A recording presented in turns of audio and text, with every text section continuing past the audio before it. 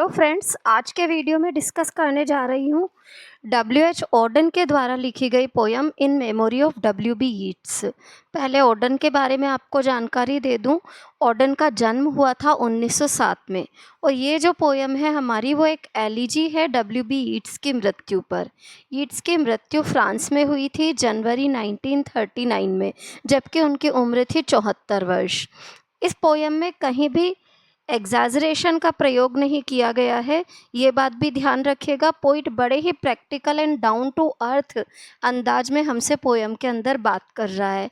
वो हमें ये बता रहा है कि यीट्स एज अ पोइट भले ही काफ़ी फेमस रहे हों, परंतु फिर भी उन्होंने अपनी कविताओं में जो भी बातें एक्सप्रेस की उनसे किसी को कोई फ़र्क नहीं पड़ा और दुनिया आज भी जैसी है वैसी की वैसी ही है, उसमें कोई परिवर्तन नहीं आया है। हालांकि कुछ जो प्रशंसक थे यीट्स के वो आज भी उन्हें याद करते हैं, परंतु दुनिया वैसे के वैसे ही चल रही है, प्रकृति वैसे के वैसे ही गति कर रही है।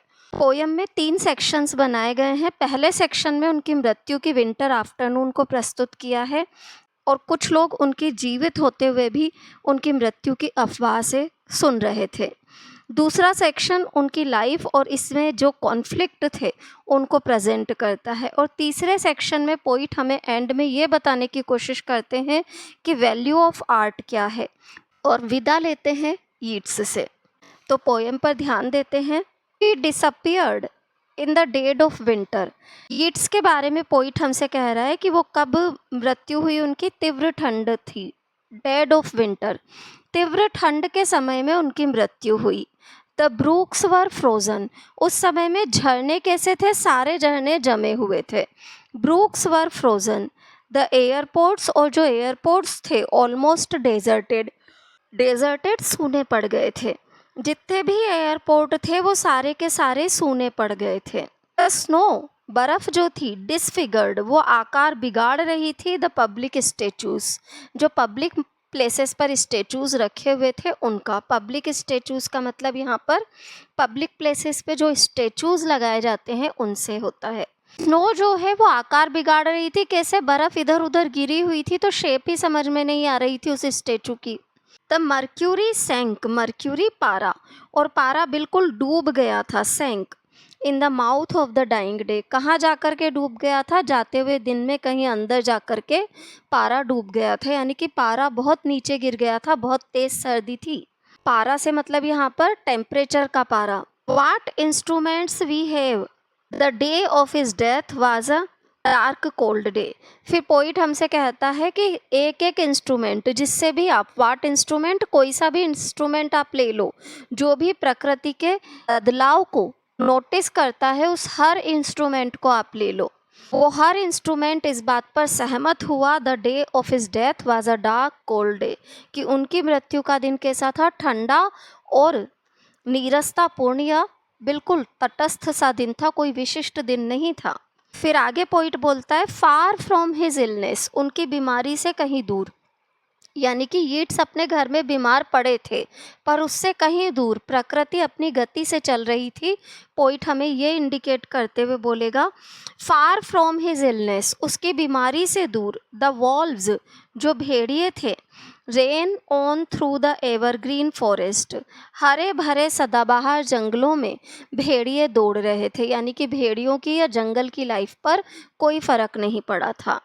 द पीजेंट रिवर, और जो ग्रामीण नदी थी, वाज अनटेम्प्टेड, वो भी अप्रभावित थी, अनटेम्प्टेड बाय द फैशनेबल क्वेज, जो भी गतिविधियां इस दुनिया में चल रही थी, फैशनेबल क्वेज, उनसे अप्रभावित होकर के ग्रामीण नदी बह रही थी। अब यहाँ पर एक और मीनिंग है। एक तो मीनिंग ये है फैशनेबल क्वेज, जो भी गतिविधियाँ या जो भी परिवर्तन, समय के अलग अलग जो फैशन जो होता है वो चेंज होता है, तो उसी अकॉर्डिंग फैशनेबल क्वेज, यानी कि जो चेंजेस जो भी हो रहे थे उनके अकॉर्डिंग चल रही थी। अब चेंजेस से एक मीनिंग और है, नदी जो थी उसके किनारे, क्वेज यानी किनारा होता है, तो जो भी किनारा नदी का था उसके अकॉर्डिंग बिना उससे प्रभावित हुए चले जा रही थी। अनटेम्प्टेड, किनारों के परिवर्तन से नदी प्रभावित नहीं होती है, नदी तो अपनी मस्ती में मस्त चलती है। तो इस चीज़ को भी रेफर करने की पोइट ने कोशिश की है, ठीक उसी प्रकार से कि यीट्स के जीवन में जो कुछ भी चल रहा हो, समय उसी गति से चल रहा था और नदियाँ उसी दिशा में बह रही थी जिस दिशा में वो बहती हैं। बाय मॉर्निंग टंग, विलाप के सुरों के साथ। मॉर्निंग टंग, विलाप, टंग सुर, शब्द, विलाप के सुरों या शब्दों के साथ। The death of the poet was kept from his poems, poet की मृत्यु हो गई और उसकी मृत्यु उसकी कविताओं से दूर रही। यानी कि पोइट मरा, उसकी कविताएं नहीं मरी, कविताएं जीवित हैं, यह कविताएं आज भी है। पोइट की मृत्यु हो गई जो कि उसकी कविताओं से दूर थी। कहने का तरीका है कि पोइट की मृत्यु हुई परंतु उसकी कविताएं हमेशा के लिए इस दुनिया में रहेगी। बट फॉर हिम, पर उसके लिए, it was his last afternoon, आज की दोपहर उसकी आखिरी दोपहर थी। एज हिमसेल्फ, वो भी दुनिया में आखिरी बार के लिए रह गया था। और इस दोपहर में क्या था? एन आफ्टरनून, ऐसी दोपहर थी ऑफ नर्सेस, जिसमें कि क्या था? उसके आसपास नर्सेस घूम रही थी, र्यूमर्स, और अफवाहें थी। अफवाह किस बात की? कि बीच बीच में ये अफवाह उड़ रही थी कि यीट्स अब मर चुके हैं। द प्रोविंसेस, प्रोविंसेस यानी साम्राज्य, क्षेत्र, ऑफ हिज बॉडी, शरीर रूपी क्षेत्र या साम्राज्य ने रिवोल्टेड, विद्रोह कर दिया था। यानी कि अब उसका शरीर उसका साथ नहीं दे रहा था, उसके शरीर रूपी साम्राज्य ने अब विद्रोह कर दिया था। द स्क्वेयर्स, और जो चौराहे थे, स्क्वेयर्स चौराहे, ऑफ हिज माइंड, दिमाग के, वर एम्प्टी, दिमाग के सारे चौराहे खाली हो गए थे। वही कहने का मतलब है कि दिमाग ने भी अब काम करना बंद कर दिया था। दिमाग के सारे चौराहे बंद हो चुके थे, खाली हो चुके थे का मतलब है अब दिमाग भी उसका काम नहीं कर रहा था, वो धीरे धीरे एंड की ओर जा रहा था। Silence invaded the suburb, suburb यानी गलियां, साइलेंस यानी शांति, शांति प्रवेश कर गई थी। इन्वेडेड यानी आक्रमण कर देना, शांति ने आक्रमण कर दिया था उसके दिमाग की गलियों पर। इन्वेडेड द सबर्ब, हर गली में उसके शरीर को एक साम्राज्य से कंपेयर किया है, बहुत प्यारी मेटाफोर है। पोइट के शरीर को एक क्षेत्र या साम्राज्य से कवर किया है और इस क्षेत्र और साम्राज्य के जितने भी चौराहे हैं वो आज सूने हो चुके हैं, यानी कि अब उसका दिमाग भी एक्टिव नहीं है। और साथ ही साथ में शरीर की जितनी भी गलियां यहाँ पर उसकी नसों या उसके पूरे शरीर से है, उसके शरीर की जितनी भी गलियां हैं वो सारी की सारी क्या है? उनमें शांति ने आक्रमण कर दिया था। The current of his feeling, और जो उसकी भावनाओं का प्रवाह था, फेल्ड, वो असफल हो रहा था, वो अब उसका साथ नहीं दे रहा था। यानी कि उसकी सोचने समझने की शक्ति भी अब जा चुकी थी। ही बिकेम हिज एडमायरर्स, और अंत में क्या हुआ? वो केवल अपने प्रशंसकों के लिए जीवित रह गया। ही बिकेम हिज एडमायरर्स, वो केवल अपने प्रशंसकों के बीच में जीवित रह गया। आगे पोइट बोलता है, नाउ, अब, ही इज स्कैटर्ड, वो फैला हुआ है, अमंग 100 सिटीज़, सैकड़ों शहरों में। कैसे फैला हुआ है? अपनी कविताओं और लेखों के माध्यम से वो सैकड़ों शहरों में फैला हुआ है। एंड होली, और पूरी तरह से गिवन ओवर, उसे छोड़ दिया गया है, given over to unfamiliar affection, अनजान लोगों के प्रेम के लिए उसे खुला छोड़ दिया गया है। यानी कि आज उसे अनजान लोग भी प्रेम करते हैं। कैसे? उसकी कविताओं के माध्यम से वो हजारों शहरों में फैल गया है जहाँ के अनजान लोग उसकी कविताओं के कारण उसे बहुत प्यार करते हैं। टू फाइंड हिज हैप्पीनेस, वो अपनी खुशी को ढूंढ रहा है। इन अनोदर काइंड ऑफ वुड, एक अलग ही प्रकार के जंगल में। इन अनोदर काइंड ऑफ वुड, एक अलग ही प्रकार के जंगल में वो अपनी खुशी को ढूंढ रहा है। एंड बी पनिश्ड, और सजा भी पा रहा है। अलग ही प्रकार का जंगल कहने का क्या मतलब है? विदेशों की धरती, विदेशों की धरती पर भी वो अपने अस्तित्व को ढूंढ रहा है और सजा भी पा रहा है, क्योंकि क्या है? Be punished under a foreign code of conscience, विदेशी लोगों का जो समझने या सोचने का तरीका है। कोड ऑफ कंसाइंस, समझने का तरीका, सोचने का तरीका। तो विदेशी लोगों का जो सोचने समझने का तरीका है उसके अंदर उसे परेशान होना पड़ रहा है, सजा पानी पड़ रही है, क्योंकि उसने हो सकता है किसी अन्य भाव के साथ पोयम में कुछ चीज़ें डाली हो, परंतु अलग अलग देशों के लोग अलग अलग तरीके से उसकी कविताओं का आकलन कर रहे हैं। The words of a dead man, एक मृत व्यक्ति के शब्द, आर मोडिफाइड, ढाले जा रहे हैं, modified in the guts of the living, जीवित लोगों की सोच के अनुसार, गट्स ऑफ द लिविंग सोच, जीवित लोगों की सोच के अनुसार एक मृत व्यक्ति के विचारों को परिवर्तित किया जा रहा है, ढाला जा रहा है। But in the importance and noise, परंतु जो शोर है और महत्ता है, ऑफ टुमोरो, आने वाले कल की, of tomorrow, when the brokers are roaring, जबकि क्या होगा, ब्रोकर्स से मीनिंग है शेयर ब्रोकर्स से, आने वाले समय में कई चीज़ें इंपॉर्टेंट होंगी, बहुत शोर शराबा होगा, पर उसके बीच में जबकि brokers are roaring, share market में जो शेयर ब्रोकर्स हैं वो क्या करेंगे, शोर मचा रहे होंगे, लाइक बीस्ट, कैसे, जैसे जानवर शोर करते हैं, आवाज़ें करते हैं, ऑन द फ्लोर ऑफ बाउर्स, बाउर्स यानी शेयर मार्केट के फर्श पर खड़े होकर के जब शेयर दलाल शोर मचा रहे होंगे जानवरों की तरह, and the poor have the suffering, और गरीब लोग जो हैं उनकी वही पीड़ाएं होंगी, to which they are fairly accustomed, जिनकी उन्हें अच्छे से आदत पड़ गई है, फेयरली अच्छे से, एकस्टम्ड आदत पड़ जाना, और गरीब लोगों की वही पीड़ाएं होंगी जिसके कि वो अच्छे से आदी हो चुके हैं। तो उस समय में and each in the cell of himself, जबकि हर एक अपने आप के दायरे में बंद होगा, is almost convinced of his freedom, और आश्वस्त होगा कि वो तो स्वतंत्र है।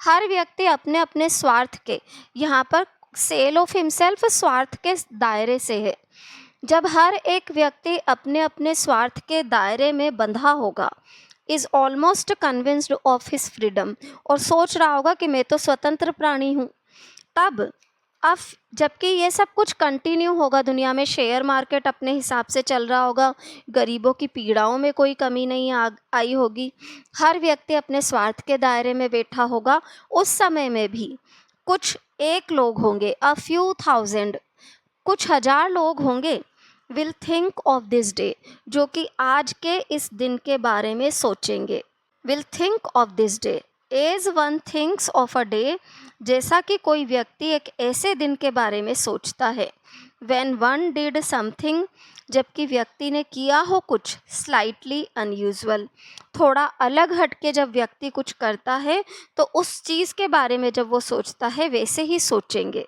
वाट इंस्ट्रूमेंट वी हैव एग्री, जितने भी इंस्ट्रूमेंट मौसम को मापने वाले हैं वो सारे के सारे इस बात पर सहमत थे, the day of his death was a dark cold day, कि उनकी मृत्यु का दिन एक ठंडा और नीरसतापूर्ण दिन था। फिर आगे सेकंड पार्ट में वो बता रहे हैं कि यीट्स भी इतने ही सामान्य व्यक्ति थे जितना कि कोई और व्यक्ति हो सकता है। You were silly like us, तुम हमारी ही तरह मूर्ख थे, यानी कि हम में और तुम में कोई खास अंतर नहीं है यीट्स, तुम भी हमारी ही तरह मूर्ख थे। Your gift survived it all, तुम्हारा जो पोइट्री का गिफ्ट है ना उसने इसी बात को साबित किया, your gift survived it all, तुम्हारा जो गिफ्ट ऑफ पोइट्री है, जो पोइट्री करने की तुम्हारी क्षमता है ना, उसने भी इसी बात को साबित किया। You were silly like us, कि तुम हमारे जैसे मूर्ख थे। The parish of rich women, अमीर महिलाओं का पतन, फिजिकल डिके, शरीर का नाश होना, योर सेल्फ, तुम खुद, मेड आयरलैंड, पागलपन से भरा हुआ आयरलैंड, इन सब से को देख करके जो तुम्हें दुख होता था ना वो दुख तुमने पोइट्री में प्रकट किया। हर्ट यू इनटू पोइट्री, ये सब तुम्हें हर्ट कर रहा था और तुमने पोइट्री में डाला इस दुख को, यानी कि तुमने पोयम्स में इन सब चीज़ों को एक्सप्रेस किया। नाउ, अब जबकि तुम मर चुके हो तो भी क्या है, Ireland has her madness, Ireland का पागलपन वैसा का वैसा ही है, एंड हर वेदर स्टिल, मौसम में भी कोई बदलाव नहीं आया है, यानी कि सब कुछ वैसा का वैसा ही है, आयरलैंड में मौसम भी वैसे के वैसे ही चल रहा है और पागलपन भी आयरलैंड में वैसा का वैसा ही है। For poetry makes nothing happen, क्योंकि काव्य से कुछ नहीं होता, यानी कि पोइट्री कोई बदलाव नहीं ला सकती, poetry makes nothing happen, poetry से कुछ भी बदलाव नहीं आता, इट सर्वाइव्स, ये तो क्या करती है, बची रहती है। In the valley of its making, अपने बनने की घाटियों में, जिस घाटी में उसे बनाया जाता है उस माहौल में वो जिंदा रहती है। Where executives would never want to tamper, ये वो माहौल होता है जहाँ पर कि बड़े बड़े विशेषज्ञ भी छेड़छाड़ नहीं करते। टेम्पर यानी छेड़छाड़ करना, परिवर्तन करना। एग्जीक्यूटिव्स विशेषज्ञ। पोइट्री तो अपने माहौल में जो उसने क्रिएट किया है उस माहौल में जिंदा रहती है, हमेशा बनी रहती है। और ये माहौल जो पोइट्री क्रिएट करती है ना, उससे छेड़छाड़ तो बड़े बड़े विशेषज्ञ भी नहीं कर सकते। पोइट्री विकसित हुई from flows on south, south की ओर बह करके एक नदी की तरह साउथ की ओर फैली। फ्रॉम रेंचेस ऑफ आइसोलेशन, एकाकीपन की पहाड़ियों को पार किया। एंड बिजी ग्रीफ्स, और व्यस्त लोगों के दुखों को जाना। रो टाउन्स, असभ्य कस्बों में से गुजरी। पोइट्री ने हर चीज़ को यानी कि देखा, साउथ की ओर भी गई, रेंचेस ऑफ आइसोलेशन में प्रवेश किया, बिजी ग्रीफ, लोगों के व्यस्त दुखों को वो बताती है, रो टाउन्स, और असभ्य लोगों को भी प्रकट करती है, असभ्य कस्बों को भी। That we believe and die in, वो कस्बे जिन पर कि हम विश्वास करते हैं और जिनमें हम मर जाते हैं। That we believe and die in, वो कस्बे जिनमें हम विश्वास करते हैं और जिनमें हम मर जाते हैं। इट सर्वाइव्स, ये जीवित रहती है। It survives a way of happening a mouth, ये जीवित रखती है किस चीज़ को? अ वे ऑफ हैपनिंग, घटना के घटने के तरीके को। अ वे ऑफ हैपनिंग, घटना के घटने के तरीके को। अ माउथ, और मुंह से निकले हुए शब्दों को। आगे थर्ड सेक्शन में, इस सेकंड सेक्शन में तो पोइट ने बताया है कि Yeats was an ordinary man. हालांकि उन्होंने अपनी पोयम से में बहुत कुछ प्रस्तुत किया, परंतु फिर भी इसके बावजूद भी दुनिया वैसी की वैसी ही है। परंतु पोइट्री जो है वो बस मुंह से निकले हुए पोइट के उन शब्दों को संभाल करके बैठी रहती है। Earth receive an honoured guest, section 3 है ये। इसमें पोइट क्या कह रहा है? धरती को एक सम्मान्य मेहमान मिला है। सम्मान्य मेहमान कौन है? Yeats. William Yeats is laid to rest, William यीस्ट को सुला दिया गया है। Laid to rest. Let the Irish vessel lie emptied, Ireland रूपी जो जहाज है, बर्तन है, उसे खाली पड़ा रहने दो। लाई एम्प्टीड, खाली पड़ा रहने दो। ऑफ इट्स पोइट्री, इसकी कविताओं से। विलियम यीट्स जो है उसे सुला दिया गया है उसकी कब्र में। अब आयरलैंड रूपी जहाज जो है या बर्तन जो है उसे खाली पड़ा रहने दो उसकी पोइट्री से, यानी कि अब वो कभी पोइट्री नहीं करेगा। In the nightmare of the dark, रात के तीव्र अंधकार में, जबकि व्यक्ति बुरे सपने देखता है। नाइटमेयर्स यानी कि बुरा सपना। रात के बुरे सपने में क्या होता है? All the dogs of Europe bark, Europe के सारे डॉग्स बार्किंग कर रहे हैं। अब कंपैरिजन है, मेटाफोर है। डॉग्स ऑफ यूरोप से मतलब सिंपली डॉग्स से नहीं है, बल्कि पोइट जो कहना चाह रहा है all the Nations around the world, वो सारे के सारे नेशंस एक दूसरे पर आरोप प्रत्यारोप कर रहे हैं, एक दूसरे के खिलाफ षड्यंत्र कर रहे हैं।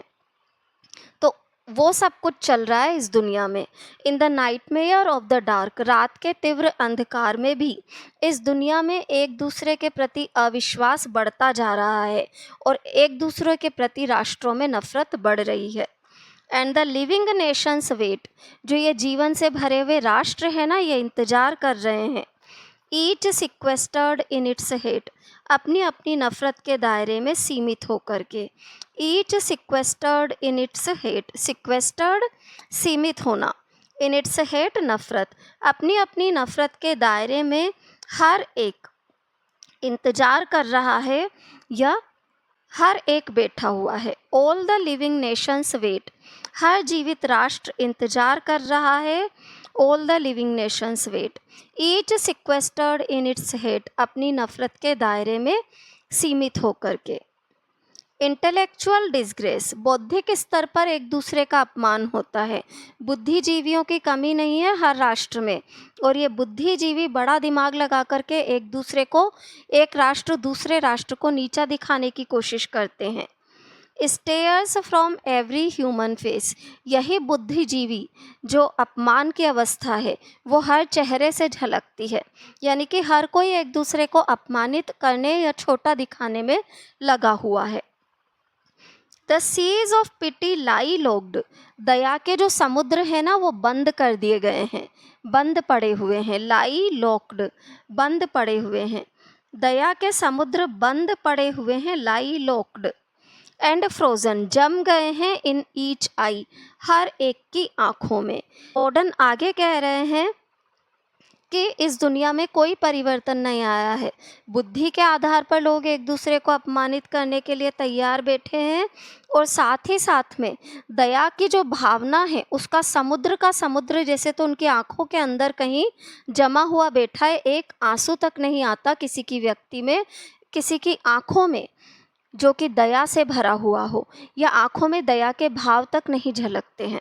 फॉलो पोइट फॉलो राइट, फिर पोइट कहता है कि फॉलो पोइट फॉलो राइट, सबसे अच्छा क्या है इस दुनिया में कि हम कवियों का अनुसरण करें, हम सही का अनुसरण करें। To the bottom of the night, रात की गहराई तक जाकर के अनुसरण करें। विद योर अनकॉन्स्ट्रेनिंग वॉइस, तुम्हारी निर्बाध आवाज़ से। अनकॉन्स्ट्रेनिंग, अनियंत्रित।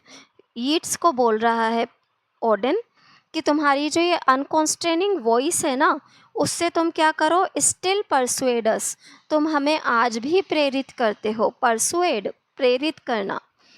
टू रिजॉइस, कि हम आनंदित हो जाएं। आज भी तुम अपनी कविताओं के माध्यम से, अपनी अनियंत्रित आवाज़ से हमें क्या करते हो, प्रेरित करते हो कि हम आनंदित हो जाएं। With the farming of a verse, एक कविता को लिखने के द्वारा। फार्मिंग, लिखना, वर्स, कविता। यहाँ फार्मिंग का मीनिंग लिखने से है, परंतु वैसे फार्मिंग का मतलब खेती होता है। तुम किसकी खेती करो, एक काव्य की खेती करो। फार्मिंग ऑफ अ वर्स, काव्य उत्पन्न करो। Make a vineyard of the curse, और क्या होगा, एक अभिशापित स्थिति भी अंगूर के बगीचे में बदल जाएगी। वाइनयार्ड, अंगूर का बगीचा। कर्स, अभिशापित स्थिति। एक अभिशापित स्थिति भी एक कविता बनते ही खत्म हो जाती है, अंगूर का बगीचा बन जाती है। सिंग ऑफ ह्यूमन अनसक्सेस, कवियों से कहता है किस बारे में गाना, मनुष्य की असफलता पर। इन रैप्च्योर ऑफ अ डिस्ट्रेस, निराशा की तीव्र अवस्था में मनुष्य की अवस्था। Sing of human unsuccess, in a rapture of distress, निराशा की तीव्र अवस्था में भी मनुष्य की असफलता पर गीत गाना। In the desert of the heart, हृदय रूपी रेगिस्तान में। Let the healing fountain start, poet कहता है दया के समुद्र को, या घाव भरने वाली भावनाओं के समुद्र को स्टार्ट, शुरू होने दो। हर एक व्यक्ति अपने अंदर दया के, पवित्रता के अच्छे भावों को जागृत करे, ताकि हृदय का समुद्र जो कि रेगिस्तान बन गया है फिर से नदी में बदल जाए। In the prison of his days, अपने दिनों के कैद खाने में।